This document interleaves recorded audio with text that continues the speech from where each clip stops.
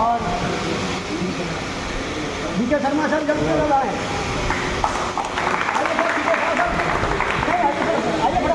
आपको चाहिए सर, अब टाइम नहीं है ना, फिर उसके बाद भाई तुम्हारा फ्री हो गया तो यार सब जो हमारे बीच में खड़े हैं आदरणीय श्री कपिल जी जो कि आज आरएमआर कर्मचारी को कार्य का सहायक बनाने में इतने बड़े उनका सहयोग हुआ और हम लोग तालियों के साथ उनका स्वागत करें।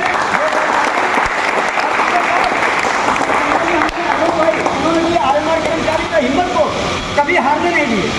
हमारे आरएमआर कर्मचारी की हिम्मत कौन है? हमारे अशोक भाई।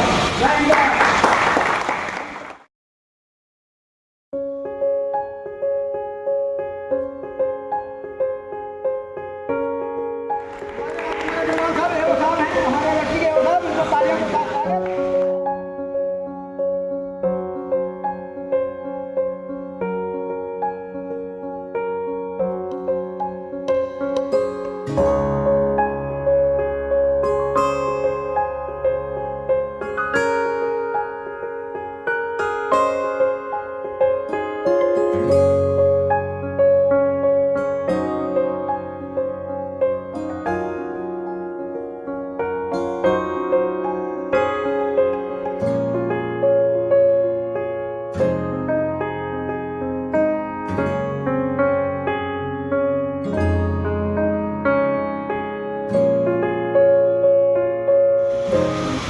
सर का बहुत बहुत धन्यवाद करता हूँ।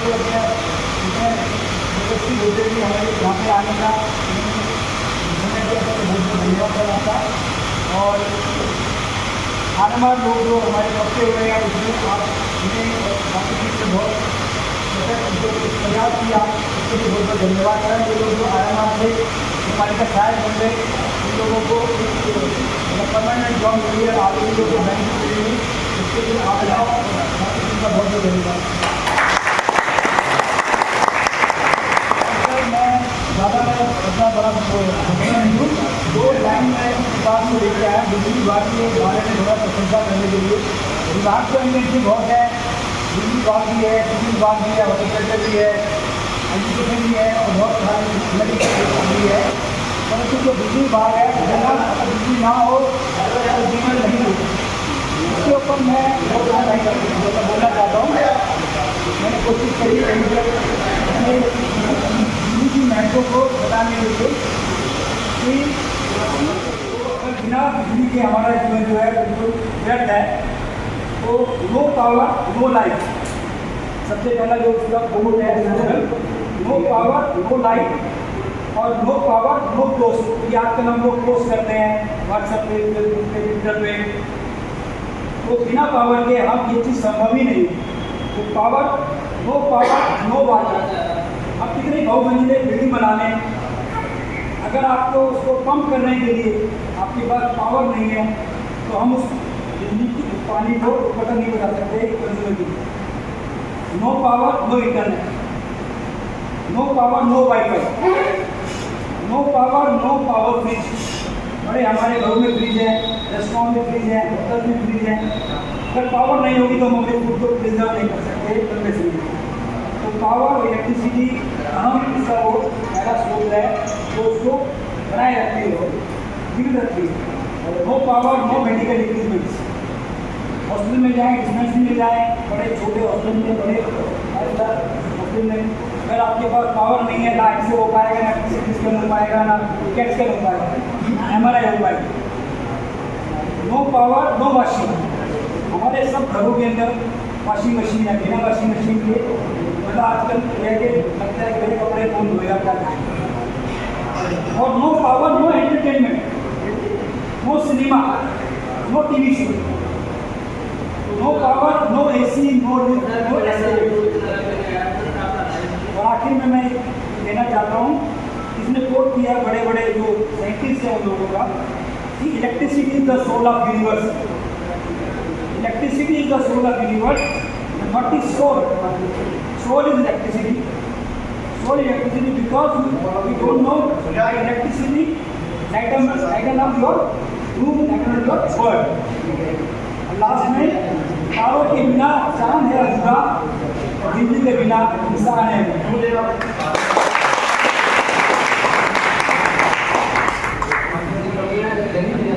ऐसा चलानी है, अपना पीछा चलना है। इसके आगे ये है कि इलेक्ट्रिसिटी आगे हमारे जो वायरलेस साहब हैं, हमारे साहब है, इतनी कृपा से होती है और इनकी मेहनत का जोर करती है। साहब के नाम मतलब अधूरा है, कुछ आपने कहा इसके अंदर में ये था कि सब कुछ साहब की कृपा से चल रहा है, जोर करता है।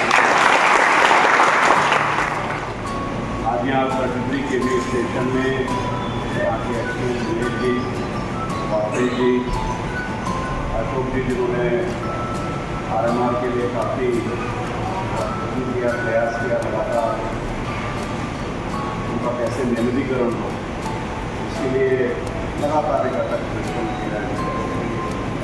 बाकी जो प्रमुख लोग यहाँ बैठे हो और सामने जो NDMC का जो हमारा परिवार है, उसके सभी सदस्य और ख़ास करके बिजली विभाग निश्चित रूप से बहुत महत्वपूर्ण विभाग है।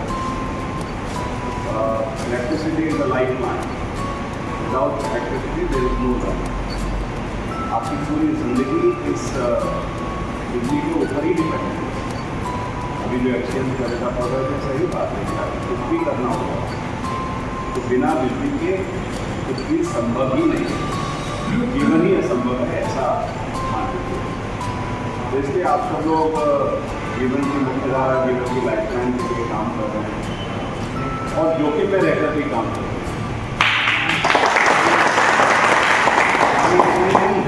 जहाँ इलेक्ट्रिसिटी है वहाँ पर जोखिम भी है।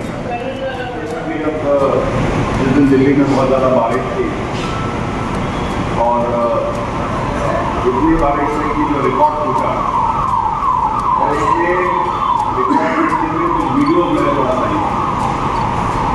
उन वीडियोज में इलेक्ट्रिसिटी के जो आपके कर्मचारी हैं और खास करके टनल के अंदर इतना पानी भरा हुआ है, इतने भरे हुए पानी में एक हाथ से वो इलेक्ट्रिसिटी के पैनल चालू हैं और वो केबल को खींच करके ला रहे हैं।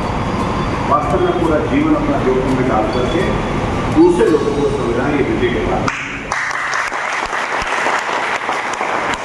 इसलिए इनके बारे में इनकी समस्याओं के बारे में, इनकी सुविधाओं के बारे में हम प्रारंभ से ही बहुत संवेदनशील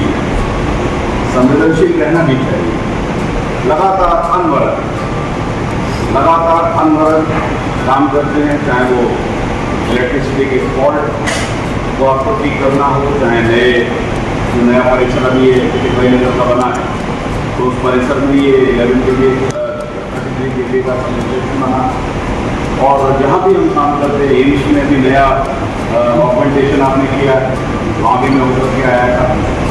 अभी रिकॉर्ड टाइम में हाईकोर्ट की जो बिल्डिंग बनी वहाँ पर भी केबल लेइंग हो रही थी, तो रिकॉर्ड टाइम में वो केबल लेइंग करवा करके वहाँ पर भी बिजली का सारा काम किया आपने।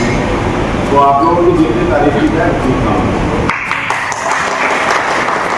खास करके जब से हम NDMC में आए हैं, देश के प्रधानमंत्री नरेंद्र मोदी जी ने, देश के गृह मंत्री अमित शाह जी के मार्गदर्शन में हम लोग काम कर रहे हैं। और जब से हम NDMC में आए तो निश्चित रूप से हमने ये तय किया था कि NDMC के जो कर्मचारी हैं, NDMC का जो हमारा परिवार है, और ख़ास करके जो अस्थायी कर्मचारी थे, जो RMR जिनको हम कहते थे 2016 के बाद उनको RMR का स्टेटस मिला था, लेकिन उससे पहले 10 साल से 15 साल से सब लोग यहाँ पर काम कर रहे थे। ये केवल 4400 परिवार नहीं थे, 4400 परिवार के साथ साथ कितने हज़ार लोगों का जीवन उनके साथ जुड़ा हुआ था। और इसलिए बहुत लंबे समय से यहाँ पर इनकी मांग थी। मैं कहीं पर जाता था किसी सब स्टेशन में, या मैं जाता था किसी सफाई के कार्यक्रम में, या मैं जाता था मालियों के किसी कार्यक्रम में, या मैं जाता था ड्राइवर से बात करता था, तो सब जगह, और या फिर हॉस्पिटल में भी जो कर्मचारी थे उनके पास भी जाते थे, तो हमेशा हमको ये कहना था कि साहब हमको पक्का करा दीजिए, साहब हमको पक्का करा दीजिए। हम लोग 10 साल से काम कर रहे हैं, 15 साल से काम कर रहे हैं, 20 साल से काम कर रहे हैं, लेकिन हमारे भविष्य सुरक्षित नहीं है। तो इसमें कोई हमारा श्रेय नहीं है, तो पूरा NDMC की टीम को श्रेय जाता है। लेकिन हाँ, ये ज़रूर है कि हमने पूरी तरह से आते ही इस बात का प्रयास किया। देश के गृह मंत्री जी से हमने बात की, उनसे भी हमने आग्रह किया। देश के जो गृह सचिव हैं भल्ला जी, उनसे हमने बात की जहाँ जहाँ हम गए हमने ये बात की कि भाई ये जो 4400 कर्मचारी हैं पिछले कई वर्षों से जो लगातार एक नई रोशनी की राह देख रहे हैं, उनको भी एक नई रोशनी मिलना चाहिए और इस काम में हम सफल हुए। और मैं अमित शाह जी का विशेष रूप से आग्रह धन्यवाद करना चाहता हूँ कि उनसे मैंने आग्रह किया कि आपने इतना बड़ा काम ये दिल्ली में किया और एनडीएमसी के जो कर्मचारी हैं वो जीवन भर इसको कभी भूलेंगे नहीं। तो मैं चाहता हूँ कि आप अपने हाथ से ही ये नियुक्ति पत्र उनको दें। और उन्होंने मेरी बात को 1 मिनट भी टाला नहीं, जबकि उस समय देश में कर्नाटक में चुनाव चल रहा था, बहुत ज़्यादा व्यस्त थे और मुझे याद है कि 2-3 बार उसकी जो तिथि है वो भी बदली। और ये जो अशोक है ये भी बार बार आकर के साथ उनको लगा सब नेता जैसे काम करते हैं ऐसे ही नेता है, नेता होते ना, आप बोल दिया हो जाएगा, नहीं होगा, कार्यक्रम नहीं हो रहा, नहीं साहब आप ये कर दीजिएगा, जब मेरे पास आए कि कुछ नहीं है तो आप हमारा एक ऑर्डर ही इशू करवा दीजिए, पक्का तो फिर होंगे। अरे मैंने कहा ऑर्डर छोड़ो, ये आपका ऑफिस ऑर्डर से तमाम इशू होते रहते हैं, ऑफिस ऑर्डर तो पता नहीं कितने ऑफिस से वो इम्प्लीमेंट भी हुए कि नहीं हुए, बट मैंने कहा ऑफिस ऑर्डर छोड़ो, आपको नियुक्ति पत्र मैं लेकर के। और अमित शाह जी ने इस तरीके से समय निकालकर स्पेशली वो अपना पूरे प्रभाव छोड़ करके 20 तारीख को यहाँ पर आए और आकर के जिस तरह से उन्होंने खुद अपने हाथों से नियुक्ति पत्र दिए, मुझे लगता है कि एनडीएमसी के इतिहास में एक नई बात इतना ही नहीं। उनसे आग्रह किया कि आप हमारे एनडीएमसी के जो आरएनआर के कर्मचारी हैं उसमें 11 श्रेणी आपकी थी, उनमें से 11 लोगों को बुलाते हैं, उनके हाथ से उसमें क्या टोपी थे और भी कोई था उनके यहाँ से। यस सर, हम भी थे सर। ये थे इन 11 लोगों ने उनको एक बड़ी माला से और उनको खुद जाकर के उद्घाटन किया, उनका स्वागत किया। और इतना ही नहीं बल्कि कुछ ऐसे भी 11 लोग थे जिनको कुछ अपने हाथ से उन्होंने प्रशस्ति पत्र भी दिए और प्रशस्ति पत्र नियुक्ति पत्र उनको दिए। तो मैं निश्चित रूप से ये उन्होंने जो इतना बड़ा कार्य एनडीएमसी के लिए किया है मैं उनका आभार व्यक्त करना चाहता हूँ। इसमें एक और विशेष बात जो सबसे ज़्यादा महत्वपूर्ण थी वो ये थी कि 4400 लोगों को अगर नियुक्ति पत्र देने हैं तो मैं इसमें एनडीएमसी के चेयरमैन, एनडीएमसी के सेक्रेटरी, एनडीएमसी के स्टाफ जिन्होंने उस समय इस कार्य को किया उनकी भी सराहना करना चाहूँगा, क्योंकि मैंने उनको कहा था कि ये सारे नियुक्ति पत्र एक दिन में दिए जाने चाहिए। ये भी देश में इतिहास है कि 4400 लोगों को कोई संस्था देश में ढूंढ लीजिए, कोई भी संस्था देश में ढूंढ लीजिए कि क्या 4400 लोगों को एक दिन में कभी किसी ने नियुक्ति पत्र दिए हैं क्या? ऐसा संभव कभी भी नहीं हुआ। तो ये भी एनडीएमसी ने करके दिखाया कि 2.5 घंटे के अंदर इतनी बारिश के बावजूद 2.5-3 घंटे के अंदर 4400 लोगों को एक ही दिन में 3 घंटे के अंदर नियुक्ति पत्र दिए गए। ये भी एनडीएमसी की सराहना करना है। और ये इसलिए था कि कम से कम अगर आप बोलते हैं कि नियुक्ति पत्र दे दीजिए तो बाबू आपको बुलाते रहते, 2 महीने 3 महीने तक नियुक्ति पत्र ही बढ़ते रहते और उसी में ही कोई ना कोई ठेकेदार भी बन जाता है, लाभ तो हमें जल्दी दिलवा देता। तो भ्रष्टाचार में उसमें लाभ अपने पैसे दे दो तो यही हो जाएगा। तो किसी को भी नियुक्ति पत्र देने में 1 रुपया भी नहीं। तो ये मोदी जी ने जो हमको कहा है पूरी तरह से भ्रष्टाचार की समाप्ति, 0 टॉलरेंस, तो देश के प्रधानमंत्री ने हमको कहा तो एनडीएमसी को उसमें इम्प्लीमेंट कर पाए। और इसलिए केवल आरएमआर ही नहीं, अभी हमको आपके लगभग 1000 कॉन्ट्रैक्टर एम्प्लॉई हैं, उनका भी भविष्य हमने सुरक्षित कर दिया है। आपके इलेक्ट्रिकल के जो जेई हैं उनका भी हमने डीएसएसबी से, क्योंकि यहाँ जो कॉन्ट्रैक्ट पे काम कर रहे थे वो भी हमने सिविल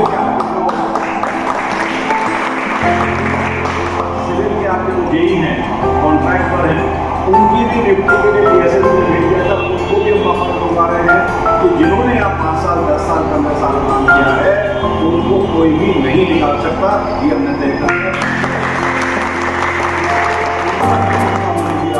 आसान हो गई।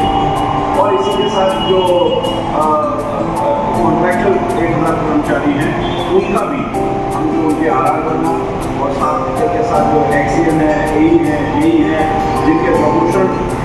25 साल 30 साल से नहीं हुए। तो अब शायद आपने देखा होगा कि हमने एक स्पेशल कंसल्टेंट लगाया है जो केवल आरा बना करके इस सारी चीज़ों को गति दे रहा है। और शायद जितने आरा जितनी डीपीसी पिछले 10-15 साल में नहीं होंगी उतने पिछले 5-6 महीने में डीपीसी हो गई। क्योंकि कर्मचारियों को उत्साह मिला, कर्मचारियों को प्रेरणा मिला, कर्मचारियों के प्रदेश को सुरक्षित करना, ये निश्चित रूप से हम सबके लिए बहुत महत्वपूर्ण है और लगातार इसके लिए एनडीएमसी की टीम काम कर रही है। हम तो आपको इसके लिए बधाई देना चाहते हैं और हमको जिस काम के लिए देश के प्रधानमंत्री मोदी जी ने और अमित शाह जी ने यहाँ भेजा था उस काम को हम बहुत ईमानदारी से कर रहे हैं। बस मैं इतना कहना चाहता हूँ कि बहुत सारे लोग हैं एनडीएमसी में जो यहाँ दिल्ली के मुख्यमंत्री भी रहे हैं और दिल्ली के 7 साल से यहाँ पर प्रतिनिधित्व भी कर रहे हैं। एक बार सवाल मुझे जरूर पूछना चाहिए कि आपने क्या किया। आप केवल बातें करते हैं, इंडिया में चिट्ठी लिखी, इसके कारण से पक्के हो गए। अरे भाई चिट्ठी तो इनकी यूनियनों ने कम से कम हजारों चिट्ठी लिखी, तो सबसे पहले तो यूनियनों को जाना चाहिए जिन्होंने चिट्ठी लिखी। आपने एक चिट्ठी लिखी तो क्या आपको पता चल गया हम पक्का कर रहे हैं? या इसलिए मैं कोई क्रिटिसाइज नहीं करना चाहता हूँ, लेकिन चालाकी और श्रेय लेने की लालच नहीं की कि मुझे इसका श्रेय मिल जाए कि मैंने एनडीएमसी नहीं किया है। हमने 4 तारीख को कर दिया, 6 तारीख को चिट्ठी लिखी और इसलिए भी हमने तय किया कि देश के गृह मंत्री लोगों को नियुक्ति करना, केवल बातें करना, बोलना, लोगों की चिंता नहीं करना उनके पास है। लेकिन हम जिस काम के लिए आए हैं उससे आपको विश्वास दिलाते हैं और जिस एनडीएमसी के लिए आप लोग काम कर रहे हैं, आपसे भी मेरा आग्रह है कि अपने काम के प्रति 100% ईमानदारी, अपने काम के प्रति अनुशासन, अपने काम के प्रति लगन, अपने काम के प्रति किसी भी प्रकार की लापरवाही नहीं होना। अपने काम जो मेरी अन्नदाता है, जहाँ से मेरा परिवार चलता है, वहाँ मैं अपना 100% दूँ, ये शपथ प्रतिज्ञा भी आपको, क्योंकि यही है जो हमारा परिवार है।